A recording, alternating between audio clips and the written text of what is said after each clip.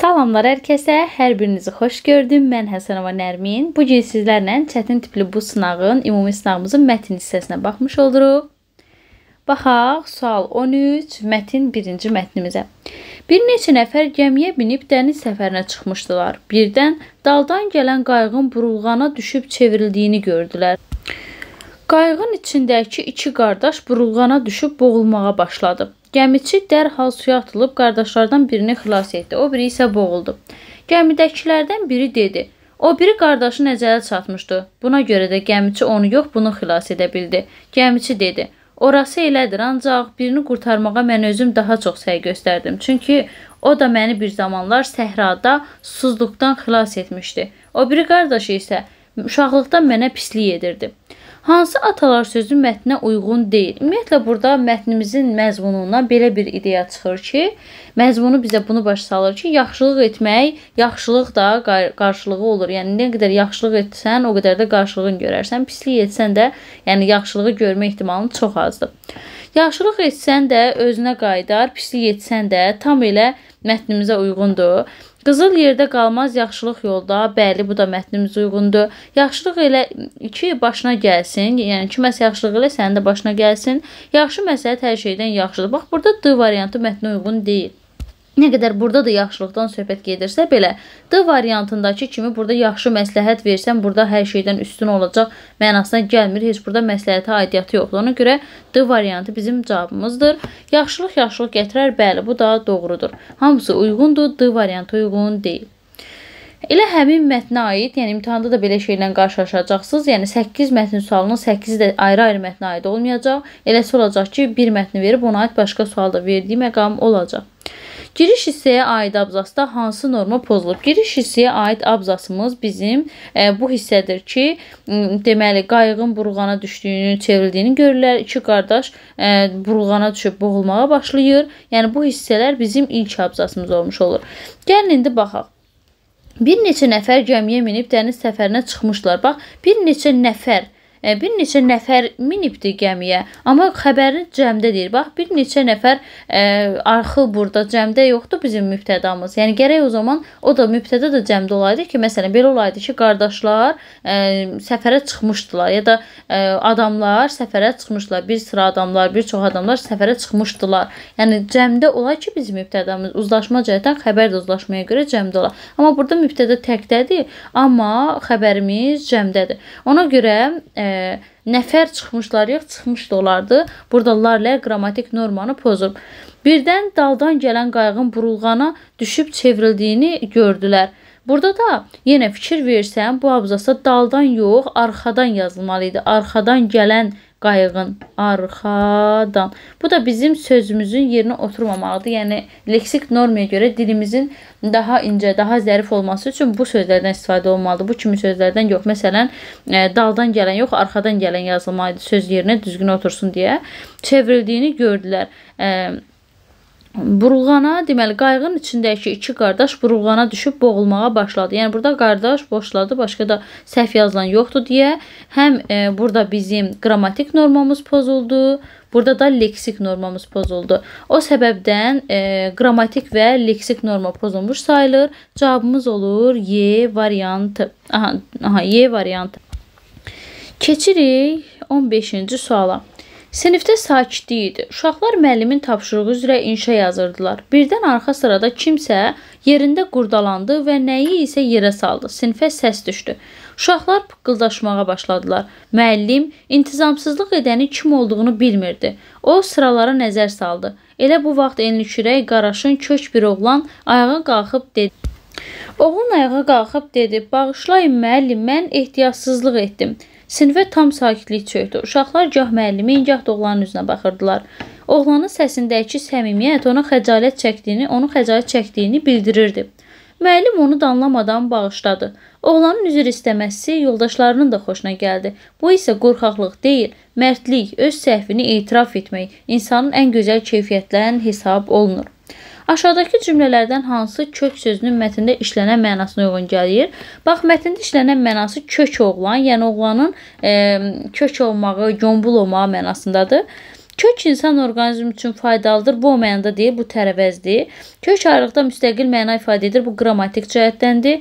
Həyətdə gəzən kök toyuqlar onun diqqətini cəlb edirdi. Bəli, artıq burada kök toyuq daha şişman, gömbul mənasındadır. Məsələnin kökü dərinlərə gedib çıxırdı. Burada da məsələnin kökü, məsələnin dərinliyindən söhbət gedir. Deməli, sözün tərkibi, kök və şəxsiyyətin ibarəti bu da qrammatik cəhətdəndir. Cavabımız olur C variantı. Yenə bu mətnimizə aid başqa bir sual görmüş olacağıq. Bu mətnin ideyasına ən uyğun başlıq hansıdır? Bu mətndə bizim insani keyfiyyətlərdən söz açıldı ki, yəni öz səhvini başa düşüb üzr istəmək qorxaqlıq deyil, mərdlikdir. Öz səhvini etiraf etmək insanın ən gözəl keyfiyyətindəndir, ən nəcib keyfiyyətdəndir. Xeyirxah müəllim hardasa burada da mətndə danışılır. Nizam qaydalarından danışılır. Özünü ələ verir oğlan, deyir sözünü. Böyük etiraf saya bilərik hardasa. Amma ən uyğunu səhvi anlamağın gözəlliyi, yəni mətnin ideyası deyir sizə burada. Sırf sizə hər hansısa bir başlıq seç demir. Deyir ki, mətnin ideyasına ən uyğun başlıq. Ən uyğun başlığımız nə idi? Səhvini anlamaq insanın ən ali keyfiyyətidir, ən nəcib hissləridir deyir. Səhvi anlamağın gözəlliyi ən uyğun ideyasına uyğun götürərik. Cavabımız olur C variantı. Yəni bu tiplərdə ideyaya nəzər salmağı mütləq unutmayın. Gəlin mətnimizi oxuyaq. Bəlkə də deyərəm ki, buradakı ən çox maraqlı mətnlərdən biri budur. Mətnə görə səbəb-nəticə əlaqəsi nədir? Bu qeyd edeyim ki, səbəb-nəticə əlaqəsinin olmağı bizim 2025-ci ilin başlığına uyğundur. 2025-ci ilin başlığında qeyd edilib bu punkt var ki, düşə bilər belə ehtimal. Maya dəyəri məhsulun hazırlanması və satışında müəssisə və birliklərin cari xərclərinin, yəni pul ifadəsinə mənasında deyir, cəmini göstərir. Bu xərclər xam mala, əsas və köməkçi materiallara, yanacaq və enerjiyə sərf olunan xərcləri, əmək haqqını və başqa xərcləri özündə cəmləşdirir. Maya dəyəri qiymətin əsas tərkib hissələrindən biridir və ona görə də maya dəyərinin aşağı salınması sistematik olaraq sənaye məhsullarının və xalq tələbatı mallarının qiymətlərinin aşağı düşməsinə səbəb olur. Maya dəyərinin və qiymətlərin aşağı salınması əhalinin alıcılıq qabiliyyətinin genişlənməyinə imkan yaradır. Beləliklə, həmin məhsullara olan tələbatın onların satış həcminin artmasına təsir edir. İndi biz düzgün səbəb-nəticə əlaqəsindədir olanları seçməkdir. Bax, bununla bu səbəb-nəticə əlaqəsində olsun. Deməli, birində deyir ki, məhsulun maya dəyərindən aşağı salınması, nəticədə qiymətlərin aşağı düşməsi. Gəl, indi baxaq. Bax, fikir versən, elə bizə də mətndə bildirdi ki, bu hissəyə maya dəyərinin və qiymətin aşağı salınması alıcılıq qabiliyyətinin genişlənməsinə imkan yaradır və beləliklə qiymətlərin də aşağı düşməsinə səbəb olur. Bax, fikir ver bundan hələ yuxarıya.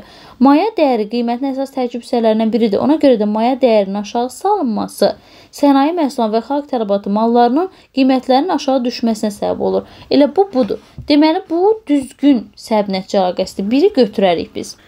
Daha sonra alıcılıq qabiliyyətinin yüksəlməsi məhsullara olan tələbatın və satış həcminin artması demək. Bəli, bax, maya dəyərinin qiymətlərinin aşağı salınması eyni zamanda alıcılıq qabiliyyətinin genişlənməsini imkan yaradır. Bu da doğru səbəb-nəticə əlaqəsidir. Sonra deyir, məhsulun maya dəyərinin artması bəzi məlumatların istehsalının dayandırılması. Mətndə belə bir məlumat yoxdur. Üçü çıxırıq. Maya dəyərinin və qiymətinin aşağı salınması alıcılıq qabiliyyətinin yüksəlməsinə gətirib çıxarır. Bəli, bu da doğrudur. Məhsulun istehsalı zamanı əlavə xərclərin deyir, istehsal zamanı əlavə xərclərin yaranması məhsulun maya dəyərinin artmasına səbəb olur. Artmandan da heç maya dəyərinin danışmadı ki, yəni əlavə xərclər yaransa maya dəyəri artar. Yəni belə bir şey də bizə demədi. Ona görə 1, 2, 4 bizim cavabımızdır. A variantı bizim cavabımız olur. Belə cavabımız oldu 17-də A variantı. 18. O tayda Deməli, o tayda Kürün qolu torpağı yarıb özünə yol açmışdı. İri, qollu budaqlı, uca bir qovaq ağacı təklənmişdi. Sular onun ətrafında vurulur, ayaq tərəfdən qovağı yalayırdı. Sular ilan kimi qıvrılır, ağacın ətrafında vurulur və ağacın kökü işləmiş torpağı yuyurdu. Qovaq bu həmlələrdən vahimələnib titrəsə də əyilmirdi. Elə bil bozbulanıq sular bundan qəzəblənib ağacın kökünü qurd kimi eşirdi. Ağac titrədi, silkələndi və birdən nərildəyib suya sərildi. Mətndə təsvir olunan təbiət hadisəsi ilə bağlı aşağıdakılardan hansı doğrudur? Kür çayı sakit axaraq ağacın ətrafından keçirdi. Xeyr, elə sakit axmayıb nələr yaratdığından söhbət gedir. Burada ağaca nə şəkildə zərbələr vurursa, axırda nərildiyib suya sərilir, yıxılır ağac. A getdi. Qovaq ağacı suyun təsirindən kök atıb daha da möhkəmlənmişdi. Ona əksinə pis təsir eləyirdi. Yəni köklənməyinə səbəb olmurdu. Əksinə yıxılmağına səbəb olurdu. Yəni ümumi mənanı ilk öncə dərk eləməliyik. Kür çayının suları güclü şəkildə axaraq qovaq ağacının kökünü yuyur və ağacı yıxırdı. Bəli, ən uyğun elemətindən bizə bu çıxarılır. Qovaq ağacı suyun axınına qarşı durmur, asanlıqla əyilirdi. Bəli, artıq suyun axını o qədər şiddətli idi ki, durmur, axırda əyildi, yıxıldı. Qovaq ağacı suların qarşısını alaraq onları öz yoluna yönləndirə bilmirdi. Əksinə suyun təsirindən yıxılmaq məcburiyyətinə qalmışdı. Cavabımız olur C variantı. Həmin mətnimizə uyğun digər sualımıza baxırıq. Bu dəfə elə bizim 2025-in başlıqlarının içərisində də var ki, bu punktumuz belə bir şey var ki, məcazi mənaya uyğun, kontekstə uyğun mənaya seçmək. Bax, elə mətndəki məcazi mənaya görə düzgün izah olunmuşdur. Gəl görək. Sular ilan kimi qıvrılır, suyun rəngi ilan kimidir demək istəmir. Yəni, su nə şəkildə qıvrılıb ağaca dolanırdı, bunu deyirdi. Ona görə bu mənada deyilmirdi. B. Ağac titrədi, silkələndi və birdən nərildəyib suya sərildi. Bəli, ağacın heyvan kimi səslənməsi, nərildəməsi, yəni güclü bir şəkildə yıxılması mənasına təsvir olmuşdu orada. B doğrudur, yəni o məcazi mənada nərildəməyi, ağac normalda nərildəmir, bu mənaya deyilir ki, yəni ağac axırda tab gətirə bilmir, nərildəyir, gurulduyur, səslərlə yerə yıxılır. Bunu nəzərdə tutmaq istəyir. Sular onun ətrafında vurulur. Sular ağacı qorumaq üçün dövrə vurmaq mənasında deyildi. Əksinə, onun ətrafında vurulur və onu yıxırdı. Ağacın kökü işləmiş torpağı yuyurdu. Bu mənada deyir işlənir ki, ağac suyu öz kökləri ilə içirdi, ona yaxşı təsir edirdi. Xeyr, bu da yaxşı təsir etmirdi. Ağac titrədi, sirkələndi. Deyir, bu o deməkdir ki, ağac soyuqdan üşürdü, lakin hələ də dik dayanmışdı. Hələ də dik dayana bilmir, axı, ağac yıxılır yerə. Ona görə də cavabımız olur 19-da B variantı. Baxırıq 20-yə. Mətnə görə nəyi müəyyən etmək olur? Mənim əlimdə heç nəyim olmasa da savadım var. Mən cəmaata bununla kömək eləyərəm. Əgər hamı oxusa, savadlı olsa, belə haqsızlıqlar baş verməz. Biz cəhənnəm, heç olmasa bizdən sonra gələnlər yaxşı dolansınlar. Xeyri şərdən seçə bilsinlər. Qoca çiyinlərini çəkdi. Nə bilim, müəllim, dedikləriniz düzdür. Amma dünya belə gəlib, belə də gedəcək. Bu işlər düzələn deyil. Düzələcək. Mən bu uşaqları oxudacam. Onların da hərəsi 5 uşaq oxudacaq. Belə-belə hamı savadlanacaq. Nadanlıq aradan qalxacaq. Elm çoxaldıqca qaranlığın ömrü azalır. Adamın gözünə nur gəlir. Dialoqun deyin, gəl baxaq görək. Biri yaşlı, digəri gənc olan 2 nəfərin arasında baş verməsini deyir, baxın, nəyi müəyyən etmək olur. Axı, bir nəfərin qoca olduğunu bilirik, amma müəllim dostunun da, danışdığı müəllimlə danışdığı adamın da qoca olmadığını nə bilə bilərik? Bizdə qoca müəllim, cavan müəllim demir axı. Ona görə də elə biri müəyyən edə bilmirik biz. Sadə cəmaatın uşaqlarını təhsildən yayındırmaqla müəllimə mane olmasını. Bax, mətnimizdə deyir ki, cəmaata buna kömək eləyərəm. Hamı oxusun, savadlı olsun, cəhənnəm biz olmasaq da gələnlər yaxşı dolansınlar. Yəni, deyir, uşaqları hamını savadlandırmaq istəyirəm. Amma məhz demir ki, cəmaat uşaqlarını təhsildən yayındırmaqla müəllimə mane olurlar. Belə bir şey də mətnində demir. Müəllimin problemlərdən çıxış yolunu, gələcək nəslin nicatını təhsildə görməsi ilə mətndə bu deyilir. Uşaqların təhsil ala bilməsi üçün onlara şans yaradılmasını deyir. Müəllimin optimist, dinləyən şəxsin isə pessimist xarakterli olması.